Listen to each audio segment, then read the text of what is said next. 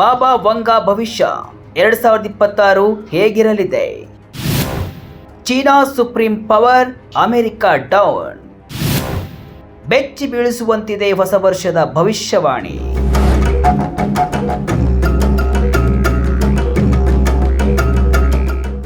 Vijaya Karnataka web ವೀಕ್ಷಕರಿಗೆ ನಮಸ್ಕಾರ. ನಾನು ಶಿವಮೂರ್ತಿ ಸರ್ಬಾ. ಕಾಲ ಎನ್ನುವುದು ನಿಗೂಢ, ಭವಿಷ್ಯ ಎನ್ನುವುದು ಒಂದು ಕತ್ತಲ ಕೋಣೆ. ಆದ್ರೆ ಆ ಕತ್ತಲ ಕೋಣೆಯಲ್ಲಿ ಏನಿದೆ ಅಂತ ದಶಕಗಳ ಹಿಂದೆಯೇ ಕರಾರುವಕ್ಕಾಗಿ ನೋಡಬಲ್ಲ ಶಕ್ತಿ ಒಬ್ಬರಿಗಿತ್ತು. ಅದು ಬೇರೆ ಯಾರು ಅಲ್ಲ, ನಾವು ನೀವು ಕೇಳಿರುವಂತಹ ಬಾಲ್ಕನ್ ನಾಸ್ಟ್ರಾಡಾಮಸ್ ಅಂತ ಖ್ಯಾತರಾಗಿರುವಂತಹ ಬಲ್ಗೇರಿಯಾದ ಬಾಬಾ ವಂಗ. ಭವಿಷ್ಯವಾಣಿಗಳಿಗೆ ಹೆಸರುವಾಸಿಯಾಗಿರುವ ಬಾಬಾ ವಂಗ ನುಡಿದಿರುವಂತಹ ಅನೇಕ ಭವಿಷ್ಯವಾಣಿಗಳು ನಿಜವಾಗಿವೆ. ಅಮೆರಿಕದ ಮೇಲೆ ಉಗ್ರರ ದಾಳಿ, ಕೋವಿಡ್ ಸಾಂಕ್ರಾಮಿಕ ರೋಗ, ಜಲಪ್ರಳಯ, ಹೀಗೆ ಪ್ರಮುಖ ಘಟನಾವಳಿಗಳ ಬಗ್ಗೆ ವಂಗ ನುಡಿದಂತಹ ಭವಿಷ್ಯಗಳು ನಿಜವಾಗಿದೆ. ಪ್ರತಿ ವರ್ಷವೂ ಇವರ ಭವಿಷ್ಯವಾಣಿ ಬಗ್ಗೆ ತಾಳೆ ನೋಡಿ ಜಗತ್ತನ್ನ ನೋಡಲಾಗುತ್ತೆ. ಹೀಗಾಗಿ ಇವರ ಭವಿಷ್ಯವಾಣಿಗೆ ಅಷ್ಟೊಂದು ಮಹತ್ವ ಇದೆ. ಇದೀಗ ಅವರ ಭವಿಷ್ಯದ ಪ್ರಕಾರ ಹೊಸ ವರ್ಷ ಅಂದ್ರೆ 2026 ಹೇಗಿರಲಿದೆ, ಏನೆಲ್ಲ ಘಟನೆಗಳು ಸಂಭವಿಸಲಿದೆ ಅನ್ನೋ ಕುತೂಹಲ ಮೂಡಿಸಿದ್ದು ಭಯಾನಕ ಭವಿಷ್ಯ ಈಗ ಹೊರಬಿದ್ದಿದೆ. ಅಮೆರಿಕದಂತಹ ದೊಡ್ಡಣ್ಣ ನೆಲಕಚ್ಚುತ್ತಾನ? ಡ್ರ್ಯಾಗನ್ ಚೀನಾ ಇಡೀ ವಿಶ್ವವನ್ನೇ ಆಳುತ್ತಾ? 2026ರಲ್ಲಿ ಜಗತ್ತಿನ ಶಕ್ತಿ ಕೇಂದ್ರ ಬದಲಾಗುತ್ತಾ? ಬಾಬಾ ವಾಂಗ ನುಡಿದಿದ್ದ ಆ ಸ್ಫೋಟಕ ಭವಿಷ್ಯ ಈಗ ನಿಜವಾಗುವ ಹಂತಕ್ಕೆ ಬಂದಿದ್ಯಾ? ಬಾಬಾ ವಾಂಗ 2026ರ ಬಗ್ಗೆ ಏನ್ ಹೇಳಿದ್ದಾರೆ? ಹಿಂದೆ ಅವರು ನುಡಿದಿದ್ದ ಯಾವೆಲ್ಲ ಭವಿಷ್ಯಗಳು ನಿಜವಾಗಿವೆ? ಮುಂದೆ ಕಾದಿರುವ ಕಂಟಕಗಳೇನು? ಎಲ್ಲವನ್ನ ಎಳೆ ಎಳೆಯಾಗಿ ನೋಡೋಣ.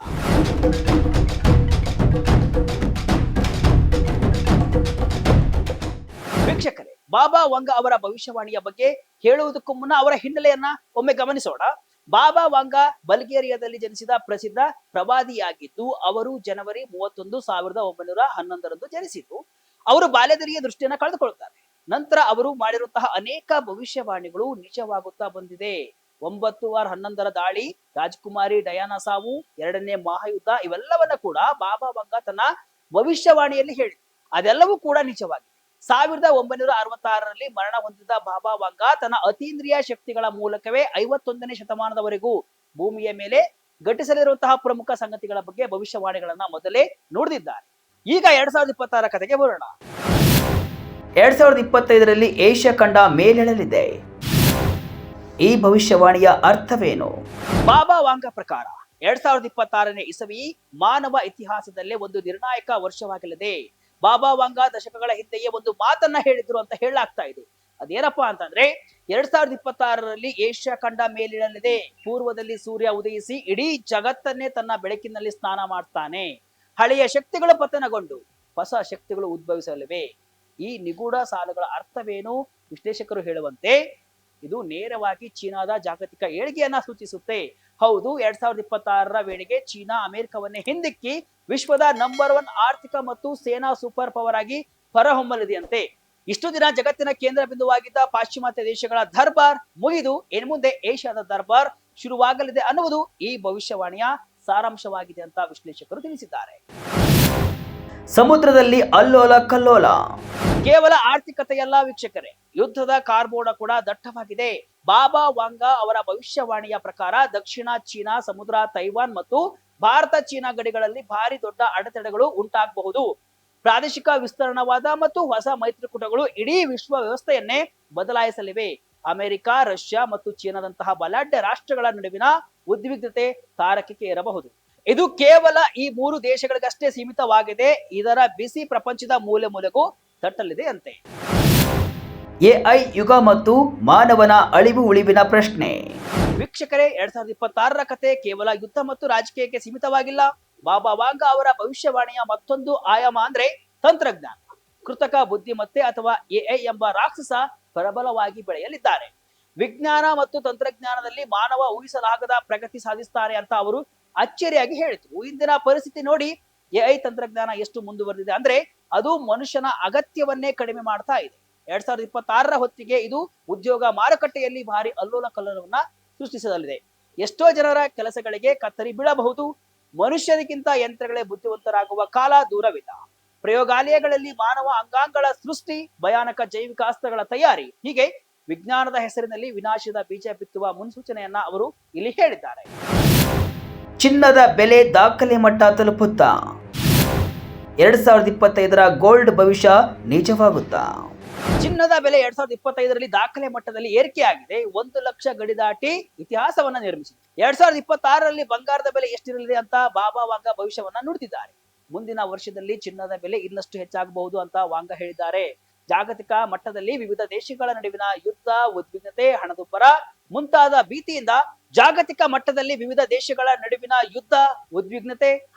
ಮುಂತಾದ ಭೀತಿಯಿಂದ ಹೂಡಿಕೆದಾರರು ಚಿನ್ನದಂತಹ ಸುರಕ್ಷಿತ ಆಸ್ತಿಗಳತ್ತ ಮುಖವನ್ನ ಮಾಡ್ತಾ ಇದ್ದಾರೆ. ವಿಶ್ವ ಮಟ್ಟದಲ್ಲಿ ಆರ್ಥಿಕ ಅಸ್ಥಿರತೆಯು ಚಿನ್ನದ ಬೆಲೆ ಏರಿಕೆಗೆ ಪ್ರಮುಖ ಕಾರಣವಾಗಿದೆ ಅಂತ ವ್ಯಾಖ್ಯಾನಿಸಲಾಗ್ತಾ ಇದೆ. ಅಂತಾರಾಷ್ಟ್ರೀಯ ಮಟ್ಟದಲ್ಲಿ ಆಗುತ್ತಿರುವ ವಿದ್ಯಮಾನಗಳು ವಿಶ್ವದ ಎಲ್ಲಾ ರಾಷ್ಟ್ರಗಳ ಮೇಲೆ ಪ್ರಭಾವವನ್ನ ಬೀರ್ತಾ ಇದೆ ಅಂತ ಆರ್ಥಿಕ ಪಂಡಿತರು ವ್ಯಾಖ್ಯಾನಿಸ್ತಾ ಇದ್ದಾರೆ. ಮುಂದಿನ ವರ್ಷದಲ್ಲಿ ನಗದು ಬಿಕ್ಕಟ್ಟನ್ನ ಜಗತ್ತು ಎದುರಿಸಬೇಕಾಗಬಹುದು ಅಂತ ಹಿಂದೆಯೇ ಬಾಬಾ ವಾಂಗ ನುಡಿದಿದ್ದಾರೆ ಎನ್ನಲಾಗುತ್ತಿರುವಂತಹ ಭವಿಷ್ಯ ಸುದ್ದಿಯಾಗಿತ್ತು. ಇದು ಬ್ಯಾಂಕಿಂಗ್ ಅಥವಾ ಹಣದ ಕೊರತೆಯೂ ಕೂಡ ಆಗಿರಬಹುದು ಅಂತ ವಿಶ್ಲೇಷಣೆಯನ್ನ ಮಾಡಲಾಗ್ತಿದೆ. ಜೊತೆಗೆ ಹಣಕಾಸು ವ್ಯವಸ್ಥೆಯೇ ಏರುಪೇರಾಗಬಹುದು ಅಂತ ಹೇಳಲಾಗ್ತಾ ಇತ್ತು. ಇಂತಹ ಸಮಯದಲ್ಲಿ ಚಿನ್ನದ ಬೆಲೆಯಲ್ಲಿ ಏರಿಳಿಕೆ ಕಾಣ್ತಾ ಇದೆ. ಹಿಂದಿನ ಜಾಗತಿಕ ಬಿಕ್ಕಟ್ಟಿನ ಸಮಯದಲ್ಲಿ ಚಿನ್ನದ ಬೆಲೆ 20% 50ಕ್ಕೆ ಏರಿದವು. ಇದೇ ಲೆಕ್ಕಾಚಾರ ಪ್ರಕಾರ ಮುಂದಿನ ವರ್ಷ ಬಿಕ್ಕಟ್ಟು ಎದುರಾಗಿದ್ದೇ ಆದಲ್ಲಿ ಚಿನ್ನದ ಬೆಲೆ 25% 40ರಷ್ಟು ಏರಿಕೆಯಾಗಬಹುದು ಅಂತ ಅಂದಾಜಿಸಲಾಗ್ತಾ ಇದೆ. ಈ ಲೆಕ್ಕಾಚಾರದ ಪ್ರಕಾರ 2026ರ ದೀಪಾವಳಿ ವೇಳೆಗೆ ಅಂದ್ರೆ ಅಕ್ಟೋಬರ್ ನವೆಂಬರ್ ವೇಳೆಗೆ ಭಾರತದಲ್ಲಿ ಪ್ರತಿ 10 ಗ್ರಾಂ ಚಿನ್ನದ ಬೆಲೆ 1,62,500ರಿಂದ 1,82,000ರಷ್ಟು ತಲುಪಬಹುದು ಅಂತ ಅಂದಾಜಿಸಲಾಗ್ತಾ ಇದೆ. ಹೀಗಾದಲ್ಲಿ ಇದೊಂದು ಸಾರ್ವಕಾಲಿಕ ದಾಖಲೆ ಆಗಬಹುದು. ಮೂರನೇ ಮಹಾಯುದ್ಧ ನಡೆಯುತ್ತಾ? 2026ರಲ್ಲಿ ಭಾರಿ ಆರ್ಥಿಕ ಹಿಂಜರಿತ. ಮುಂದಿನ ವರ್ಷ ಜಾಗತಿಕವಾಗಿ ಭಾರಿ ಆರ್ಥಿಕ ಹಿಂಜರಿತ ಎದುರಾಗಲಿದೆ. ಇದರಿಂದಾಗಿ ಹಣದ ವ್ಯವಸ್ಥೆಯು ಕುಸಿಯಬಹುದು. ಇದು ಕ್ಯಾಶ್ ಕ್ರಶ್ ಅಂತ ಕರೆಯಲ್ಪಡುತ್ತೆ. ಇದರ ಎಫೆಕ್ಟ್ ನಾನಾ ವಿಭಾಗದಲ್ಲಿ ಎದುರಾಗಲಿದೆ ಅಂತ ವ್ಯಾಖ್ಯಾನಿಸಲಾಗ್ತಾ ಇದೆ. ಕ್ಯಾಶ್ ಕ್ರಾಶ್ ನಿಂದಾಗಿ ಹಣದ ವ್ಯವಸ್ಥೆ ಕುಸಿಯುತ್ತೆ, ಕರೆನ್ಸಿ ಮೌಲ್ಯಕ್ಕೆ ಏಟು ಬೀಳಲಿದೆ, ಜಾಗತಿಕವಾಗಿ ಹಣದ ಸರ್ಕ್ಯುಲೇಷನ್ ಕಮ್ಮಿ ಆಗಲಿದೆ ಅಂತ ಬಾಬಾ ವಾಂಗ ತಮ್ಮ ಭವಿಷ್ಯದಲ್ಲಿ ಉಲ್ಲೇಖಿಸಿದ್ದಾರೆ. ಇನ್ನು 2026ರಲ್ಲಿ ಮೂರನೇ ಮಹಾಯುದ್ಧ ಸಂಭವಿಸಬಹುದು ಅಂತ ಹೇಳಿರುವುದು ಭೀತಿಗೆ ಕಾರಣವಾಗಿದೆ. ಅಮೆರಿಕ, ರಷ್ಯಾ ಮತ್ತು ಚೀನಾದಂತಹ ವಿಶ್ವದ ಬಲಾಢ್ಯ ರಾಷ್ಟ್ರಗಳ ನಡುವೆ ಈಗ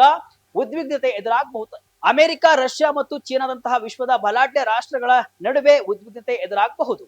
ಇದು ವಿಶ್ವದ ಇತರ ರಾಷ್ಟ್ರಗಳ ಮೇಲೆ ಭಾರಿ ಪರಿಣಾಮವನ್ನು ಕೂಡ ಬೀರಲಿದೆ.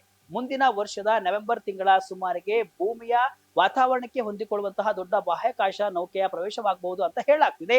ಜಾಗತಿಕ ಆರ್ಥಿಕ ಏರುಪೇರಿನಿಂದಾಗಿ ಹಣದುಬ್ಬರ ಹೆಚ್ಚುತ್ತಾ ಇದೆ.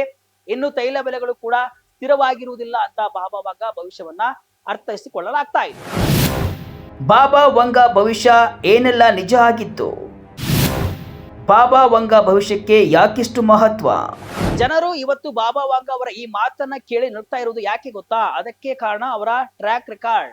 ಅವರು ಈ ಹಿಂದೆ ನುಡಿದಿದ್ದ ಎಷ್ಟೋ ಭವಿಷ್ಯಗಳು ಕಣ್ಣ ಮುಂದೆಯೇ ಸತ್ಯವಾಗಿವೆ. ಅಮೆರಿಕದ ಮೇಲೆ ಉಕ್ಕಿನ ಹಕ್ಕಿಗಳ ದಾಳಿ, ಅದು 1989ರ ಸಮಯ. ಬಾಬಾ ವಾಂಗ ಒಂದು ವಿಚಿತ್ರ ಮಾತು ಹೇಳಿದ್ರು.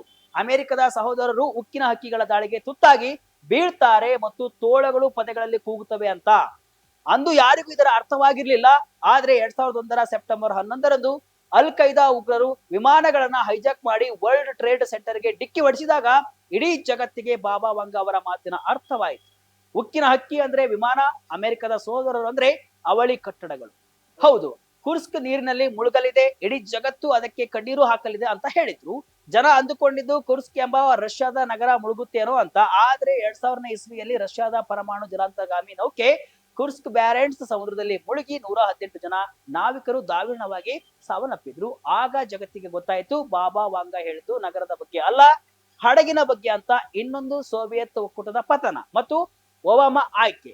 ಇದು ಒಂದು ಕಾಲದ ಬಲಿಷ್ಠ ಸೋವಿಯತ್ ಒಕ್ಕೂಟ ಛಿದ್ರವಾಗುತ್ತೆ ಅಂತ ಅವರು ಊಹಿಸಿದ್ರು. ಅದು 1991ರಲ್ಲಿ ನಡೆಯಿತು. ಅಮೆರಿಕದ 44ನೇ ಅಧ್ಯಕ್ಷರಾಗಿ ಆಫ್ರಿಕನ್ ಅಮೆರಿಕನ್ ವ್ಯಕ್ತಿ ಆಯ್ಕೆ ಆಗ್ತಾರೆ ಅಂದಿದ್ರು. 2008ರಲ್ಲಿ ಬರಾಕ್ ಒಬಾಮಾ ಅಧ್ಯಕ್ಷರಾದ್ರು. ಪ್ರಿನ್ಸೆಸ್ ಡಯಾನಾ ಸಾವು, ಬ್ರೆಕ್ಸಿಟ್ ಅಷ್ಟೇ ಏಕೆ, ಇತ್ತೀಚಿನ ಕೋವಿಡ್-19 ಸಾಂಕ್ರಾಮಿಕ ರೋಗದ ಬಗ್ಗೆಯೂ ಕೂಡ ಅವರ ಭವಿಷ್ಯವಾಣಿ ನುಡಿದಿದ್ರು. 2025ರಲ್ಲಿ ಯಾವ ಭವಿಷ್ಯ ನಿಜವಾಗಿತ್ತು?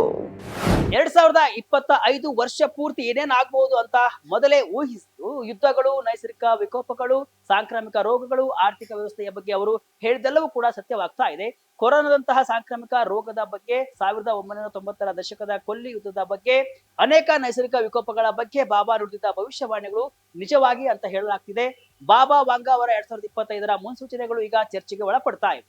ವಿಶೇಷವಾಗಿ ಯುದ್ಧ, ಆರ್ಥಿಕ ಕುಸಿತ ಮತ್ತು ನೈಸರ್ಗಿಕ ವಿಕೋಪಗಳಿಗೆ ಸಂಬಂಧಿಸಿದ ಅವರು ಈ ವರ್ಷ ಭವಿಷ್ಯವನ್ನ ನುಡಿದಿದ್ದಾರೆ. ಹವಾಮಾನದ ಕುರಿತು ಕೆಟ್ಟ ಸುದ್ದಿ ಸಿಗಬಹುದಂತ ಅವರು ಹೇಳಿದ್ರು. ಬಾಬಾ ವಂಗ 2025ರಲ್ಲಿ ಯುದ್ಧದ ಜೊತೆಗೆ ಜಾಗತಿಕ ಆರ್ಥಿಕ ಕುಸಿತದ ಬಗ್ಗೆ ಭವಿಷ್ಯವನ್ನ ನುಡಿದಿದ್ದಾರೆ. ಅವರ ಭವಿಷ್ಯವಾಣಿಯಲ್ಲಿ ಜಾಗತಿಕ ಮಾರುಕಟ್ಟೆಗಳನ್ನ ಅಸ್ಥಿರಗೊಳಿಸುವ ನೀತಿಗಳು ಮತ್ತು ಕೃತ್ಯಗಳಿಂದ ಭೌಗೋಳಿಕ ರಾಜಕೀಯ ಅಸ್ಥಿರತೆ ಉಂಟಾಗುತ್ತೆ, ಅಲ್ಲದೆ ಆರ್ಥಿಕ ಕುಸಿತ ಉಂಟಾಗುತ್ತೆ ಅಂತ ಹೇಳಿದ್ರು. 2025ರಲ್ಲಿ ಜಗತ್ತು ಈಗಾಗಲೇ ಆರ್ಥಿಕ ಅಸ್ಥಿರತೆ ಅನುಭವ ಆಗಿದೆ. ಬಾಬಾ ವಾಂಗ ಭವಿಷ್ಯವಾಣಿಯು ಇನ್ನಷ್ಟು ಪ್ರಸ್ತುತವಾಗುವಂತೆ ಮಾಡಿದೆ.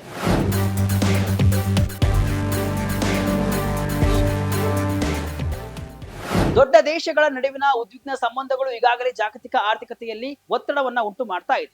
ಉದಾಹರಣೆಗೆ ಅಮೆರಿಕವು ಚೀನಾದ ಮೇಲೆ ಹೆಚ್ಚಿನ ಸುಂಕಗಳನ್ನ ವಿಧಿಸಿದೆ, ಭಾರತದ ಮೇಲೂ ವಿಧಿಸಿದೆ. ಉದಾಹರಣೆಗೆ ನಿರ್ದಿಷ್ಟ ಚೀನಿ ಆಮದುಗಳ ಮೇಲೆ 155% ಸುಂಕವನ್ನ ವಿಧಿಸಿದೆ, ಭಾರತದ ಮೇಲೆ 50% ಅನ್ನ ವಿಧಿಸಿದೆ. ನಂತರದ ವ್ಯಾಪಾರ ಯುದ್ಧದ ಪರಿಣಾಮವಾಗಿ ಜಾಗತಿಕ ಆರ್ಥಿಕತೆಯು ಅಸ್ಥಿರವಾಗಿದೆ.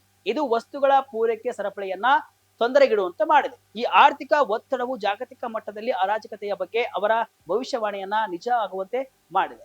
ಇನ್ನು ಮಾರುಕಟ್ಟೆಗಳು ಏರಿಳಿತಗೊಂಡಾಗ, ಹಣದುಬ್ಬರ ಹೆಚ್ಚಾದಾಗ ಮತ್ತು ಹೆಚ್ಚಿನ ರಾಷ್ಟ್ರಗಳು ರಕ್ಷಣಾತ್ಮಕ ನೀತಿಗಳನ್ನ ಅಳವಡಿಸಿಕೊಂಡಾಗ ಆರ್ಥಿಕ ವಿಪತ್ತಿನ ಸಾಧ್ಯತೆ ಯಾವಾಗಲೂ ಇರುತ್ತೆ. ಬಾಬಾ ವಾಂಗ ಅವರು 2025ರ ವಿನಾಶಕಾರಿ ಭೂಕಂಪಗಳ ಬಗ್ಗೆಯೂ ಕೂಡ ಉಲ್ಲೇಖಿಸಿದ್ದಾರೆ. ಈಗ ಆ ಭವಿಷ್ಯವಾಣಿಯು ನಿಖರವಾಗಿ ತೋರ್ತಾ ಇದೆ. ಆದ್ದರಿಂದ ಇತ್ತೀಚೆಗೆ ದೇಶಗಳಲ್ಲಿ ಸಂಭವಿಸಿದ ಕೆಲವು ಸಂಬಂಧಿತ ಘಟನೆಗಳನ್ನ ಇಲ್ಲಿ ನೋಡೋದಾದ್ರೆ, ಮಾರ್ಚ್ 28ರಂದು ಮಯನ್ಮಾರ್ನಲ್ಲಿ 7.7 ತೀವ್ರತೆಯ ಭೂಕಂಪ ಸಂಭವಿಸಿತು. ಮಿಲಿಟರಿ ನೇತೃತ್ವದ ಆಡಳಿತವು 1500ಕ್ಕೂ ಹೆಚ್ಚು ಸಾವುಗಳನ್ನು ದೃಢಪಡಿಸಿದೆ. ಅದೇ ಭೂಕಂಪನ ಘಟನೆಯ ಪರಿಣಾಮವಾಗಿ ಥೈಲ್ಯಾಂಡಿನ ಅನೇಕ ನಿರ್ಮಾಣ ಸ್ಥಳಗಳಲ್ಲಿ ಕನಿಷ್ಠ 10 ಜನರು ಸಾವನ್ನಪ್ಪಿದ್ದಾರೆ ಮತ್ತು 100ಕ್ಕೂ ಹೆಚ್ಚು ಜನರು ಕಾಣೆಯಾಗಿದ್ದಾರೆ ಅಂತ ವರದಿಯಾಗಿದೆ. ಟೋಂಗಾವನ್ನ ನಡುಗಿಸಿದ ಪ್ರತ್ಯೇಕ 7.1 ತೀವ್ರತೆಯ ಭೂಕಂಪಕ್ಕೆ ಪ್ರಕ್ರಿಯೆಯಾಗಿ ಸುನಾಮಿ ಎಚ್ಚರಿಕೆಯನ್ನು ನೀಡಲಾಯಿತು. ಈ ಘಟನೆಗಳು ಅವರ ಭವಿಷ್ಯವಾಣಿಯಲ್ಲಿ ಭವಿಷ್ಯದ ಬಗ್ಗೆ ಕಳವಳಗಳನ್ನ ಬಲಪಡಿಸಬೇಕು.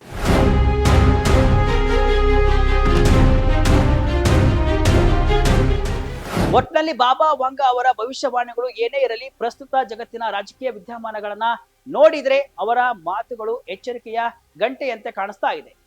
ಚೀನಾದ ಆಕ್ರಮಣಕಾರಿ ನೀತಿ, ಕೃತಕ ಬುದ್ಧಿಮತ್ತೆಯ ಅಬ್ಬರ, ರಷ್ಯಾ ಉಕ್ರೇನ್ ಯುದ್ಧದ ಪರಿಣಾಮಗಳು ಇವೆಲ್ಲವೂ ಕೂಡ 2026ರಲ್ಲಿ ಒಂದು ದೊಡ್ಡ ಬದಲಾವಣೆಗೆ ನಾಂದಿ ಹಾಡಲಿದೆಯಾ?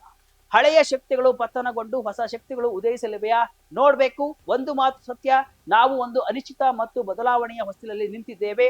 ಬಾಬಾ ವಾಂಗ ಭವಿಷ್ಯವು ನಿಜವಾಗುತ್ತಾ? ಮುಂದೆ ಕಾದ್ ನೋಡೋಣ. ಇದಿಷ್ಟು ಇವತ್ತಿನ ವಿಶೇಷ. ಇದೇ ರೀತಿಯ ಹಲವು ವಿಶ್ಲೇಷಣೆ, ಮಾಹಿತಿ ಅಷ್ಟೇ ಅಲ್ಲ, ಮನೋರಂಜನೆಯ ವಿಡಿಯೋಗಳಿಗಾಗಿ ವಿಜಯ ಕರ್ನಾಟಕ ವೆಬ್ಸೈಟ್, ಫೇಸ್ಬುಕ್ ಹಾಗೂ ಯೂಟ್ಯೂಬ್ ಪೇಜ್ ಅನ್ನ ಫಾಲೋ ಮಾಡಿ. ಧನ್ಯವಾದಗಳು.